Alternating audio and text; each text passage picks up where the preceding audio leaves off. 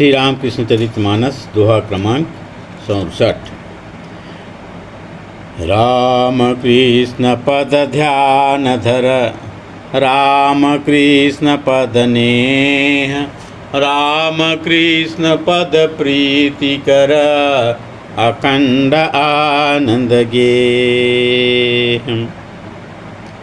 इक अति घोर अंधेरी राता, शौच कर नहित जावहि माता। बैठी बेल वृक्ष कर मूला, पेचिस रोगते पावहि सूला। एक बालासु रूप सुजानी, कोमल अंग मधुर मुस्कानी।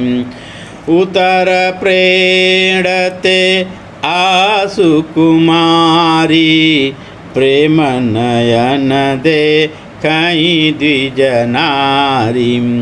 कोमल बाँह सो निज पसारी, श्यामा के गल दीन उडारी। भय चेत तब श्यामा माता, आपरिजन पूछहि कुशलाता। कछुक दिवस पर द्विजवर आयऊँ, कथा सकल का मन हरसायऊँ। तब ते गर्भ भयऊँ कछु भारी, द्विज सन कहि सरल द्विज नारी।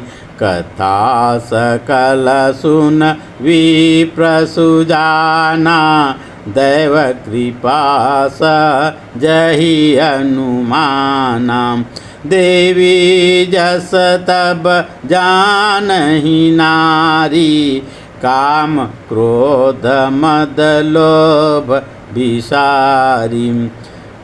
लक्ष्मी तज बैकुंठ को कियो गर्भ प्रवेश, ममता वारी सींचने धर्माता का वेश। द्विज मनावहि देव सब, मुदित मगन सह नारी। घर आवहि अब देव शिशु, हर्षित पुलकित भारी। तो पिछली बार हमने देखा था धनोपार्जन के कार्य के लिए विप्रवर रामचंद्र जो हैं जयराम वाटी से कलकत्ता की ओर प्रस्थान करते हैं, और उसकी धर्म पत्नी माता श्यामा सुंदरी देवी जो हैं अपने नैहर ग्राम श्रीहर ग्राम की ओर प्रस्थान करती हैं। श्रीहर ग्राम में आती हैं और अपने माता पिता से मिलकर के प्रणाम करके बड़ा ही आनंद को प्राप्त करती हैं। वहाँ रहते हुए कुछ दिनों की बात की एक घटना है। एक अति घोर अंधेरी राता, शौच कर नहित जावहि माता। एक अत्यंत अंधेरी रात को लगभग संध्या के समय माता श्यामा सुंदरी जो है अपने कुछ संगनियों के साथ में शौच करने के लिए जाती है, और बैठ बेल वृक्ष कर मूला, पेचिस रोगते पावहि सूला। वह जगह ठहरा नहीं पाती, उनको पेचिस रोग हुआ था और इसलिए झट से बेल वृक्ष के नीचे में ही वह बैठ जाती है।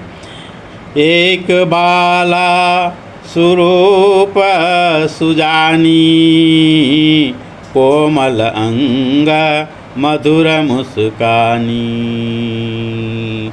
उतर प्रेणते आसु कुमारी, प्रेम नयन देखहि द्विज नारी।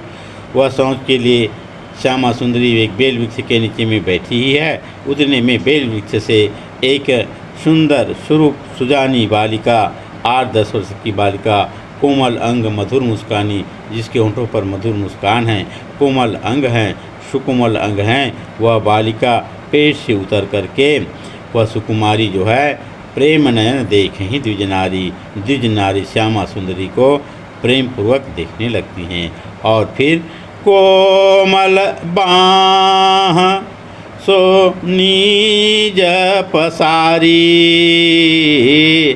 श्यामा के गल दिन उडारी भई अचेत तब श्यामा माता आ परिजन पूछई कुशलाता। तो वह बड़े ही प्रेम नयन से बालिका जो है द्विज नारी की ओर श्यामा सुंदरी की ओर देख रही थी और देखते देखते झट से अपनी दोनों कोमल बाहों को उसके गले में लपेट करके श्यामा सुंदरी के पीठ पर वह चढ़ जाती है। और इतने में भई अचेत तब श्यामा माँ जो हैं श्यामा सुंदरी जो हैं अचेत हो जाती हैं।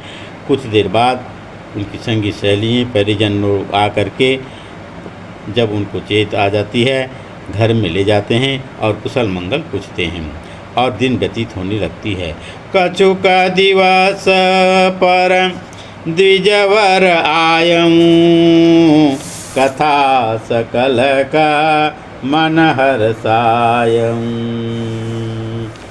और कुछ दिनों के बाद श्यामा सुंदरी देवी जो है जयराम वाटी आ जाती हैं और उसके कुछ दिनों के बाद में रामचंद्र जो है वह भी कलकत्ता से वापस जयराम वाटी आ जाते हैं। और जब ये जयराम वाटी आ जाते हैं तब श्यामा सुंदरी देवी जो है वह जो बेल वृक्ष के नीचे सोच के लिए बैठी थी तब बाला जो एक आई थी सुंदर सुकुमारी लड़की और उसके बाद जो अनुभव हुआ वह सब घटना बतलाती है और पूछती है तब ते गर्भ भयं कछु भारी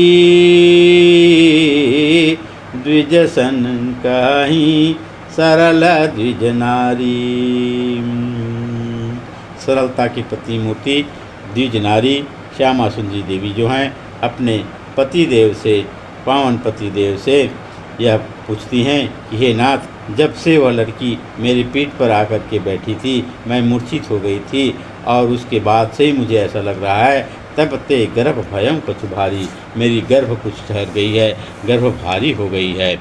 उसकी इस बात को सुनकर के द्विजवर के मन में कोई शंका नहीं होती है, कोई संदेह नहीं होती है और वह सहज ही मान लेती है। कथा सकल सुन भी प्रसुजाना दैव कृपा सहजहि अनुमानम देवी जस जब जानहि नारी काम क्रोध मद लोभ विसारी। और समस्त कथा को सुनकर के विप्रवर रामचंद्र जो हैं देव की कृपा अनुमान करके बड़े आनंदित होते हैं और तब से अपनी नारी श्यामा सुंदरी देवी को देवी के समान जानते हैं और अपने नारी के प्रति अपने मन से काम क्रोध मद लोभ इन समस्त कुवृत्तियों को विचार करके नित्य जप तप ध्यान करने लगे। लक्ष्मी तज बैकुंठ को कियो गर्भ प्रवेश ममता वारी सींचने धर्माता का वेश। इस प्रकार से लक्ष्मी जो हैं बैकुंठ को त्याग करके माँ चंद्रमणि के गर्भ में प्रवेश करती हैं, जिस जगत में आकर के ममता वारी सींचने के लिए माता का वेश धारण करके ममता वारी सींचने के लिए माँ के गर्भ में प्रवेश करती हैं। द्विजमना वहीं देव सब मुदित मगन सहनारी घर आवहीं अब देव शिशु हर्षित पुलकित भारी। जैसे जैसे दिन बीतने लगी गर्भ बढ़ने लगी और इससे द्विज तथा द्विज नारी श्यामा सुंदरी जो हैं अत्यंत ही मुदित मगन मन से आनंदित रहने लगी और समस्त देवताओं को मनाने लगी।